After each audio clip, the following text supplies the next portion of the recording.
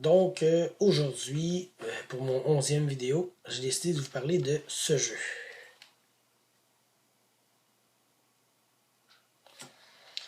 Legends of the Five Rings. C'est un jeu de rôle qui est dans l'univers médiéval des samouraïs. Donc on joue des samouraïs du Japon. En fait du Japon, là, mais ça s'appelle Rokugan, l'endroit où on joue. C'est un jeu qui est magnifiquement illustré. Les règlements, je trouve qu'ils sont... Le système est très bien. Il y a des choses originales dedans. Fait que je vais faire un survol de ce jeu. Puis j'espère que vous allez vous intéresser au livre aussi. La première section du livre, c'est Welcome to Rokugan. Dans cette section-là, ça explique c'est quoi un RPG. Ça explique pourquoi DD, c'est quoi Rokugan, puis pourquoi choisir Legend of the Five Rings plutôt qu'un autre jeu de rôle. Je te dirais que c'est comme la section pour les nouveaux. Tu sais pas à quoi t'attendre du tout. Autant quelqu'un qui connaît les jeux de rôle qui ne les connaît pas va pouvoir prendre cette section-là puis comprendre un peu à quoi il y a à faire. Ensuite, le deuxième livre, la deuxième partie du livre, ça s'appelle Book of Hair. Le Book of Hair, c'est l'histoire de Rokugan, l'univers où on joue. Ça parle aussi des Ronins, ça parle des geishas, ça parle des champions, ça parle des kami, toute l'histoire de l'empire de Rokugan. Ça parle aussi de la vie, l'étiquette de Rokugan. Ça va jusqu'à quand on rend visite, comment qu'on agit quand on rend visite, comment qu'on agit face à un cadeau. Tu sais, je veux dire, mettons, je te donne un cadeau, tu te dis merci, t'es bien content. Mais dans cet univers-là, c'est pas comme ça que ça marche. Je te donne un cadeau, là, il faut que tu dises ah, c'est trop gentil, je peux pas l'accepter une fois. Là, la personne t'offre son cadeau une deuxième fois. Oui, mais il faut que tu le prennes. Je t'offre ce cadeau de bon cœur. Là, une deuxième fois, tu dis oui, mais c'est beaucoup trop par rapport à ce que je pourrais accepter. Vous êtes généreux, mais j'ai jamais été généreux comme ça avec vous. Et là, la personne, il faut qu'elle t'offre son cadeau une troisième fois. Oui, mais j'ai vraiment pensé à toi quand je l'ai créé. Ça a été fait pour toi et personne d'autre. Et là, la troisième fois, tu l'acceptes. C'est toutes des choses de... Le roleplay dans l'univers. Mettons qu'on roleplay pas, c'est ça l'univers. Il faut que tu acceptes un cadeau juste la troisième fois qu'on te l'offre. Sinon, c'est pas correct, t'sais. Après ça, dans cette section-là aussi, tu as la religion, la philosophie, la politique, l'économie. Après ça, tu as tous les principes du Bushido aussi qui s'appliquent aux samouraïs, le courage, ouais, en tout cas, il y en a d'autres, j'ai oublié, là. L'honneur, entre autres, ok. Après ça, c'est les crimes, les punitions, les duels, les guerres, comment ça marche. Puis t'as aussi il explique les 7 clans majeurs. 7 clans majeurs qui sont les cranes, les crabes, les dragons, les lions, les mantis, les phoenix, les scorpions et les unicorns. En gros, c'est juste le Book of Air, c'est plus de 50 pages de lore. C'est vraiment juste ça. Même, je te dirais, tu veux pas jouer au jeu, tu veux juste connaître ça. Tu prends cette section-là, tu la lis, puis tu as une belle histoire pour comprendre dans quoi tu t'embarques. C'est vraiment un univers qui est fascinant.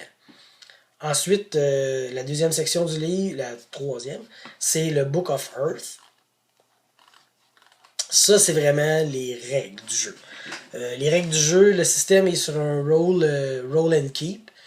Tu brasses XD et tu keep KXD. Donc, mettons, j'ai un 5K3, c'est-à-dire je brasse 5D et je garde 3D. Pourquoi je garde 3D? Tout le monde va garder les meilleurs, mais il y a certaines situations où tu n'as pas le goût de garder les meilleurs. Exemple, tu fais un duel, puis le duel, c'est le premier qui saigne, il perd.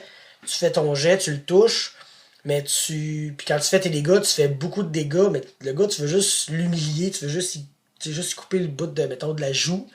Ben, tu vas prendre je vais te faire 4 de dégâts, juste pour te montrer comme que moi, je suis capable, tu sais. Après ça, tu as les rings et les traits. Dans ce jeu-là, de la manière que ça fonctionne, c'est que tu as des rings. Tu as le Air, Water, Earth, Fire. Puis chaque ring est lié à 2 traits.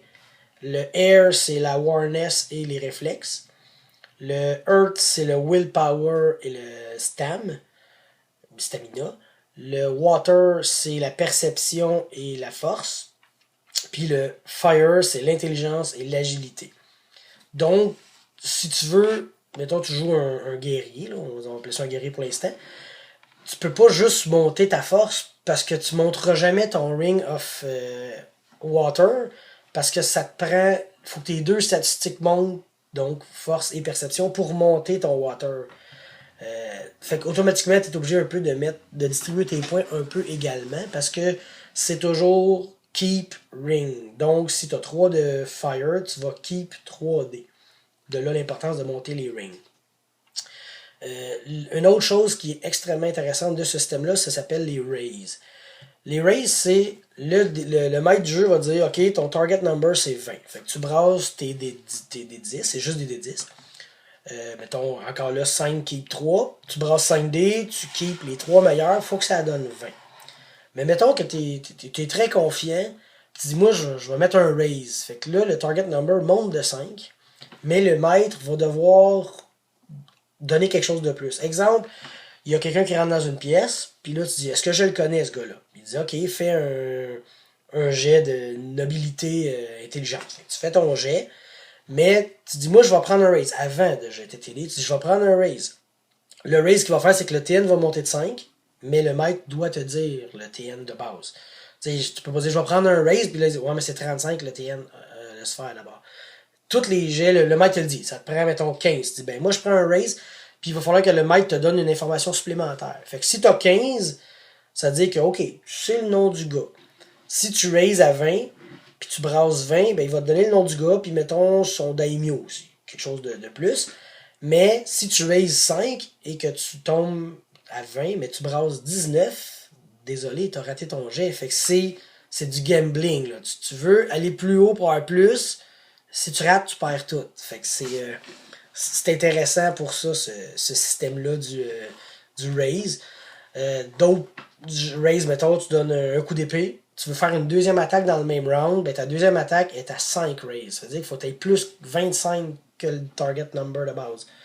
Fait qu'un gars que ça te prend 15 pour le toucher, là tu rajoutes 25, fait que là t'es rendu à 40 pour le toucher une deuxième fois dans le même round. T'es mieux d'être bon à l'épée. Bien sûr, il y a d'autres choses qui vont te faire plus d'attaques, mais ça, c'est une idée parmi tant d'autres. Parce que ça peut être pour rechercher de la magie, trouver des informations. Tu veux exécuter un kata pour impressionner des gens. Tu dis, moi, je vais faire le kata de base. Puis là, tu le fais, tu réussis ton jet. Là, l'autre à côté, il dit, ah ouais, ben moi, je vais mettre 2 raises. Fait que là, il fait 2 raises juste pour se montrer qu'il est meilleur que toi. Sauf que s'il rate, ben, il est moins bon que toi. Fait que les raises sont vraiment une grosse partie du jeu. C'est autant intéressant in-game que roleplay game. Les scènes sont plus intéressantes grâce à ça. Et dans le Book of Earth, il y a aussi tout le système de honneur, gloire, statut et infamie. Infamie, c'est comme l'inverse. Quand tu as beaucoup de gloire, beaucoup de statut, tu es plus connu. Ben, de l'infamie, c'est que tu es connu aussi, mais du mauvais bord. T'sais, les gens savent que tu es un méchant. T'sais. Ensuite, l'autre section du livre, c'est le Book of Fire. Le Book of Fire, c'est la création des personnages. Puis l'avancement des personnages. Là, on parle de... Tu choisis ton clan, les 7 clans majeurs que j'ai nommés. Il y a aussi des clans mineurs qui existent. Tu choisis ta famille. Dans un clan, tu as une famille. Tu as environ 4 familles par clan. Ensuite, tu choisis une école dans ce clan-là que tu as étudié. Généralement, il y a encore là 3 ou 4 écoles. Ça dépend des clans aussi. Puis, tu as la classe que ton personnage joue. Il y en a toujours 3 pareils. Tu as le Bushi, qui est le combattant samouraï avec le katana. Tu as le Shugenja, qui est le mage prêtre. Et tu as le courtier, qui lui excelle, bien sûr, à la cour. Parce que la cour, c'est un gros morceau aussi de cet univers-là. Puis la 4e, c'est des écoles spécialisées de chaque clan. Exemple, les lions, ils ont les Matsu Berserkers. Ça, c'est des combattants, mais qui vont sacrifier de la défense pour avoir plus d'attaque. Tu vas avoir les archers Mantis, ça c'est des samouraïs, mais qui sont plus spécialisés avec leur arc. Tu vas avoir la cavalerie Unicorn, qui vont être des samouraïs, mais sur monture. Puis, dans cette section-là aussi, tu vas avoir bien sûr la magie, des Shugenja. Tu vas avoir... puis la magie, tu as un élément quand tu fais ta magie. Les éléments, c'est eau, air, terre, feu et void. Puis tu choisis une affinité. Puis tu choisis... Puis ça te donne une déficience aussi. Fait que si t'es affinité au feu, ben tu vas être, mettons, déficient dans l'eau. Mais ça veut pas dire. Ça peut être affinité feu puis déficience terre. Ça dépend de l'école que tu as suivi ta magie dedans. Ce que ça a comme effet, c'est que quand tu es en affinité avec une école, un élément, tu rajoutes un dé quand tu brasses. Déficience, c'est le contraire, tu en enlèves un. Et tu peux étudier un sort un niveau plus haut, tandis que l'autre, c'est un niveau plus bas. Fait que si tu commences niveau 1, tu peux avoir des sorts niveau 1 et 2 de ton école d'affinité, mais tu peux pas avoir de sort de ton école, de ton élément déficient, parce que le Kami du feu ne veut pas te donner sa magie vu que tu n'es pas lié avec lui comme il faut. Et tu as le système de level up, parce que c'est un système de distribution de points comme dans Vampire ou Advanced Fighting Fantasy. Tu distribues tes points comme que tu veux quand tu crées ton personnage. Mais de la manière que plus que tu montes un skill, plus ça te coûte cher en points. Fait que passer de 1 à 2, ça te coûte 2. Passer de 2 à 3, ça te coûte 3. 3 à 4, ainsi de suite. Fait que plus tu mets de points dans un skill, un trait ou quelque chose, ça te coûte plus cher. Là, je n'irai pas dans tous les détails mathématiques, là, parce que c'est plus complexe que ça à certains niveaux. Là. Pour monter un ring, ça te coûte beaucoup plus cher. Mais tous tes points distribués, ensuite, tu les additionnes, ça va te donner un niveau d'insight. Le niveau d'insight, ça, c'est toute la connaissance de ton personnage. De là à si tu montes un skill vite, ben, il va être beaucoup plus fort ce skill-là, mais ton niveau d'insight n'aura pas monté aussi vite. Tu sais, ça t'a coûté 6 points pour monter du niveau 1, 2 et 3. Mais pour 6 points, ben, tu aurais pu mettre aussi 6 fois 1 point. Fait que là, 6 fois 1 point, ben, tu fais 6 points d'insight direct. Tandis que l'autre, pour 6 points, tu en as eu la moitié. Tu as juste 3 points d'insight.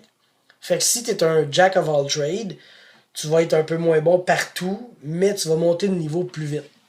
Je me souviens pas des chiffres exactement, mais mettons à 150 points, tu montes d'un niveau. Puis à 200, tu montes au deuxième niveau.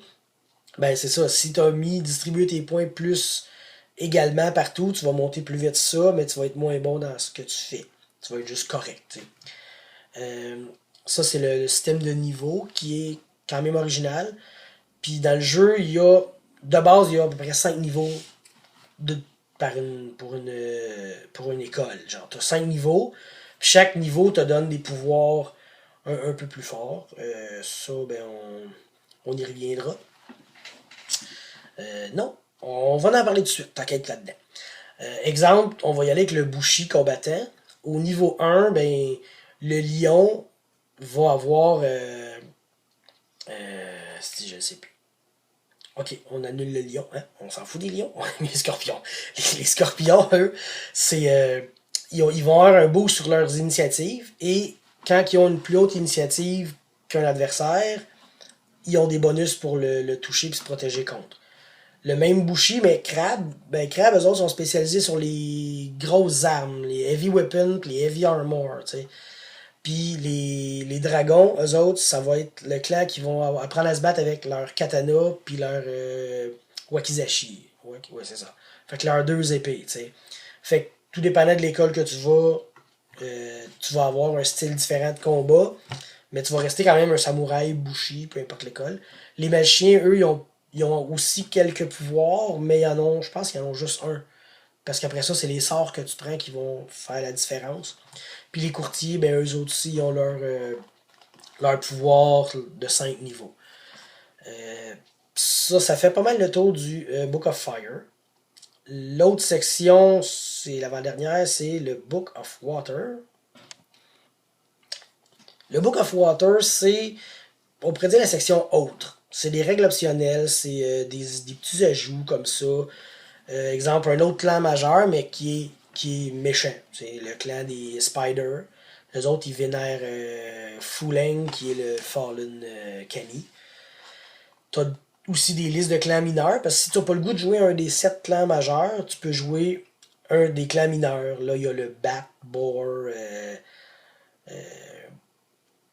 Monkey, Falcon, Ox, Tortoise. Fait que c'est tous des clans différents qui ont des spécialités différentes. Après ça, tu peux aussi jouer un tour de la famille impériale. Là, t'es pas dans un clan, t'es vraiment sous l'empereur. Où tu peux jouer des Brothers of Shinsei. C'est des écoles de monks. Fait que si tu veux jouer un monk aussi, tu peux faire ça. Ou t'as les Ronins. Si tu veux jouer un Ronin, il y a les règles aussi. Ensuite, t'as les règles optionnelles comme les Mass Battles. Ça, c'est quand t'as des guerres qui se battent, ben là, tu brasses un événement qui se passe à toi. Parce que tu tranches des samouraïs, mais un moment donné, il arrive là, puis il y a un événement qui s'applique juste à toi. Exemple, t'aurais la chance d'épargner et même de sauver un ennemi. Est-ce que tu le fais ou non? Fait que là, tu décides comment tu l'agis, puis ça va jouer sur ta gloire, sur ton statut.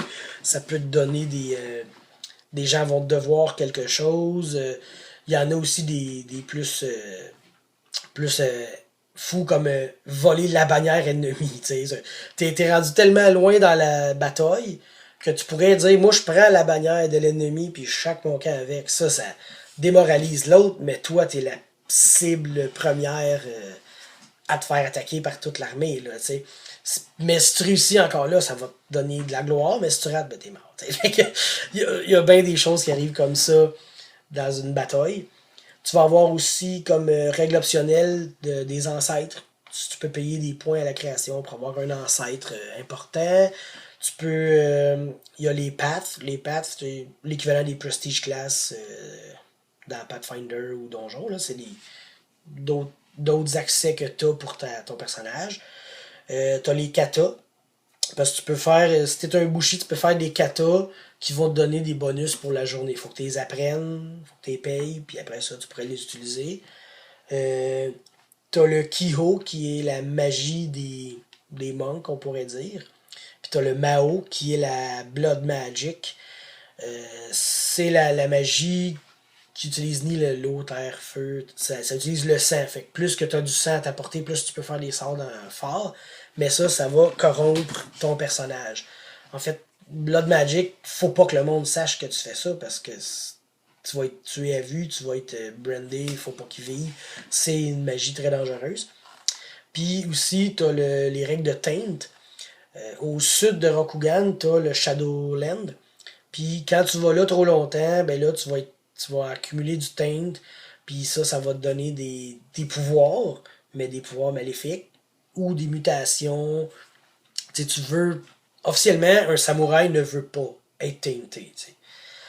Et la dernière section de ce livre-là, c'est le Book of Void. Book of Void, c'est la section du maître. Tu as les types de campagnes que tu peux jouer. Il suggère même des campagnes juste à 2 joueurs. Comment balancer une game par rapport à tes joueurs. Comment créer ton aventure. Il y a même un paragraphe sur Eastern versus Western storytelling parce que les Américains ont pas la même manière de décrire leurs choses que les Chinois, Japonais, Asiatiques. Juste si vous avez vu des films de ce style-là, les héros sont pas. Ils finissent pas comme les héros américains. Les héros américains, ils ont sauvé le monde en rentrant le vaisseau dans le vaisseau mère des extraterrestres, puis ils ont tout sauvé à terre. Tandis que les Asiatiques, ils ont gagné, mais le gars il a perdu sa famille, ses amis, son chien. T'sais, il a gagné, mais ça lui a tellement coûté cher. T'sais, c'est pas aussi joyeux les finales asiatiques. T'as aussi la mort d'un samouraï et l'utilisation de la tragédie dans une quête, parce que c'est encore là, comme je vous disais, c'est quelque chose qui est important dans cette culture-là. Comment créer ses propres vilains. Les ennemis, il y a une liste d'ennemis, tu peux affronter des animaux, des humains bien normaux, d'autres samouraïs, même tu peux même pogner des zombies puis des ogres puis des affaires comme ça, là. Je pense que c'est des oni. Il y a aussi les poisons. Les poisons sont dans cette section-là. T'as aussi la cour, la cérémonie du thé, toutes des traditions japonaises que tu peux inclure dans tes histoires. Puis là, t'as un peu plus aussi l'histoire de l'infamie, là, développer ça. Fait que, en gros, ce jeu-là, il est vraiment, moi je trouve qu'il est très bien fait, il est assez complet. D'ailleurs, je vais vous montrer ça à la fin de vidéo, je vais vous mettre des images. Le livre, il est vraiment beau. L'univers est très étoffé. Quand tu lis juste la première section, tu vois comme que c'est bien bâti, c'est une belle structure solide. Les combats, souvent c'est intéressant, les combats ben, sont rapides et dangereux, tel Vin Diesel. Un coup d'épée va te faire très mal, puis va te faire aussi perdre des capacités, donc tu vas avoir moins de dés, des moins sur tes jets.